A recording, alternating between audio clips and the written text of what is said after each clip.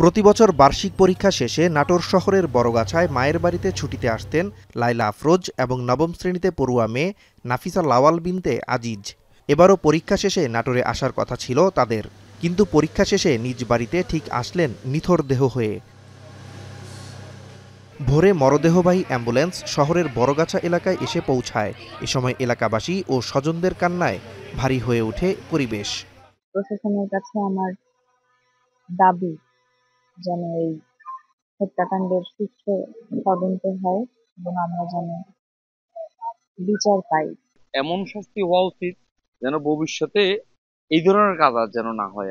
বাদ জোহর স্থানীয় এনএস সরকারি কলেজ মাঠে অনুষ্ঠিত হয় জানাজা। এতে অংশ নেয় আত্মীয় স্বজন সহ এলাকাবাসী। পরে জানাজা শেষে নাটোরের কেন্দ্রীয় গাড়িখানা গোরস্থানে দাফন সম্পন্ন হয়। নৃশংস এই হত্যাকাণ্ডের দৃষ্টান্তমূলক শাস্তির দাবি জানান পরিবার ও স্বজনরা। দ্রুত সন্দেহভাজন গৃহকর্মীকে গ্রেপ্তারের দাবিও জানান তারা। বিচার চাই আসলে, যে আমরা তো সবাই কাজের মেয়ে উপর নির্ভর করি, তাদেরকে বিশ্বাস করেই তো আসলে কাজের মানুষ রাখা হয়। প্রশাসনের কাছে আমার জোর দাবি, প্রশাসন যেন এই বিষয়টা আমলে নিয়ে কাজের মেয়েকে ধরে তার উপযুক্ত বিচার হোক। এটার সঠিক বিচার চাই এবং যে এই ঘটনাটা ঘটাইছে অর্থাৎ কাজের মেয়ে দৃষ্টান্তমূলক শাস্তি আমরা চাই।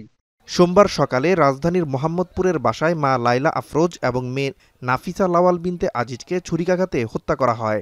সিসিটিভি ফুটেজে দেখা যায় সন্দেহভাজন গৃহকর্মী বোরকা পরে বাসায় প্রবেশ করলেও বের হয় স্কুল ড্রেসে। এ ঘটনায় গৃহকর্মীর বিরুদ্ধে মামলা হয়েছে। এখন নাটোর 4 গুণ শক্তিশালী এনজাইম ও অধিক ফেনা সমৃদ্ধ অরিক সিলভার ওয়াশ মাত্র 70 টাকায়।